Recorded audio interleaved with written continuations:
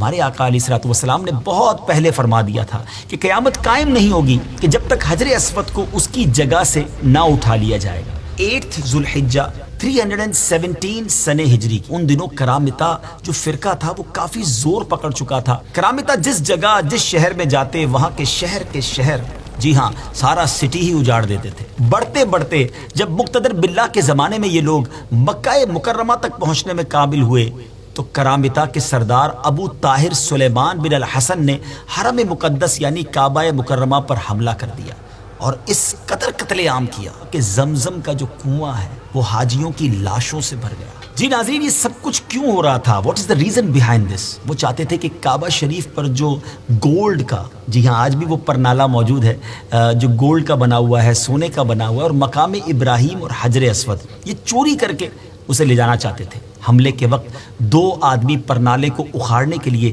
جب کعبہ شریف پر چڑھے مگر اسی وقت سر کے بل زمین پر گر کر جہنم واصل ہو گئے۔ مقام ابراہیم تو محفوظ رہا کیونکہ اس زمانے کے جو خادمین حرم تھے اسے پہاڑ کی گھاٹی میں اسے جا کر چھپا دیا تھا، مگر 14 ذو الحجہ ایئر 317 ہجری عصر کے وقت جعفر بن حلاج نے حجر اسود کو اکھاڑ لیا اور اپنے ساتھ ہجر کے مقام تک وہ لے گئے۔ حجر اسود انہی کے پاس رہا۔ ان سے بار بار اسلامی حکومتوں نے، جو زمانے کے لوگ تھے، انہوں نے مطالبہ کیا کہ اسے واپس دیا جائے۔ 50,000 سرخ دیناروں کی پیشکش بھی کی گئی مگر کوئی راہ نہیں نکلتی تھی۔ پھر فاطمیوں کی مداخلت کرنے سے یہ واپسی کا مطالبہ زور پکڑ گیا اور عبداللہ المہدی نے بھی ابو طاہر کو پیغام بھیجا کہ اگر حجر اسود واپس نہ کرو گے تو پھر جنگ کے لیے تیار ہو جاؤ۔ تو کرامتیوں نے یہ عذر پیش کیا کہ وہ دوسرے پتھروں میں مل گیا ہے، اب اسے الگ کرنا ممکن نہیں، ہمارے پاس حجر اسود کی کوئی نشانی نہیں ہے۔ اب علماء کرام کا ایک بورڈ بیٹھا اور انہوں نے فیصلہ کیا کہ ان سب پتھروں کو آگ میں ڈال دیا جائے۔